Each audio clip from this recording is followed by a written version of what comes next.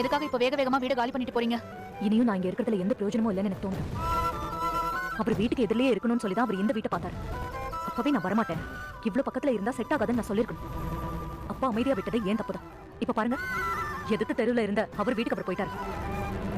நான் இப்போ தனியா இருக்கேன். எல்லாமே டெம்பரவரி தான். எதை சொல்றீங்க? அவர் இப்பவும் என் ஹஸ்பண்ட் தானே தெரியாம இருக்கிறதா, இல்ல அவரை பார்க்க கூட முடியாம இருக்கிறதா? எல்லாத்தையும் தான் சொல்றேன். அவருக்கு உடம்பு சரியானது உங்க வீட்டுக்கு வந்துருவாரு. அவர் வருவாரா மாட்டாரான்னு வாசல்ல திறந்து வச்சுக்கிட்டு என்னால எல்லாம் காத்துட்டு இருக்க முடியாது பாக்யா. நான் வீடு காலி பண்ணிட்டு போறேன்னு தெரிஞ்சா உங்க வீட்டுல எல்லாரும் சந்தோஷப்படுவாங்க. நீங்க மட்டும் ஏன் பதறீங்க? நான் டைவர்ஸ் பண்ண ஒருத்தரை கல்யாணம் பண்ணிட்டாங்கல்ல, அவங்க கிட்ட நான் இப்ப பேச வரல.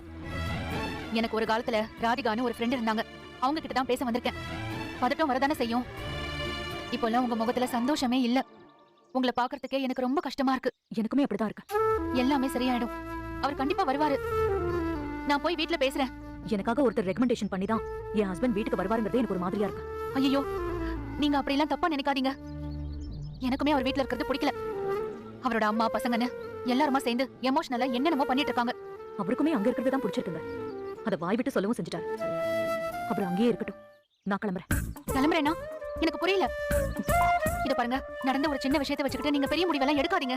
கோபியை கல்யாணம் பண்றதுக்கு முன்னாடியும் எனக்கு நிறைய பிரச்சனை எல்லாம் இருந்துச்சு. மயோட அப்பா பண்ண டார்ச்சர், அவர் வாங்கி வச்ச கடன் சொல்லி எக்கச்சக்க பிரச்சனை இருந்துச்சு. ஆனா அதெல்லாம் எப்பவாவது சரியாயிடுங்கிற நம்பிக்கை இருந்துச்சு. ஆனா கோபியோட விஷயம் அப்படியே நேர்மாறா இருக்கு.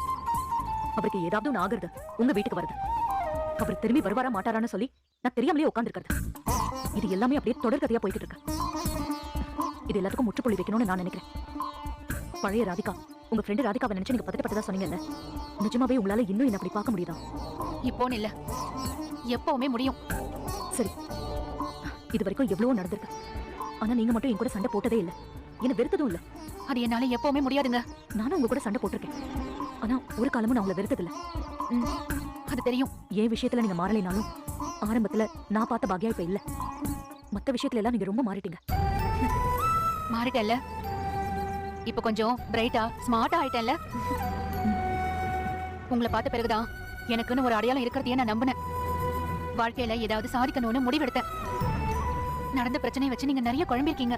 இல்லங்க, உங்களுக்கு நிறைய விஷயம் தெரியாது. நான் என்னென்ன ஃபேஸ் பண்றேன்னு உங்களுக்கு தெரியாது. நான் தைரியமான போல்டான ஒரு ஆளுன்னு என்னையே நான் நினைச்சிட்டு இருந்தேன். ஆனா அதெல்லாம் இல்லைன்னு எனக்கு இப்பதான் தெரியுது.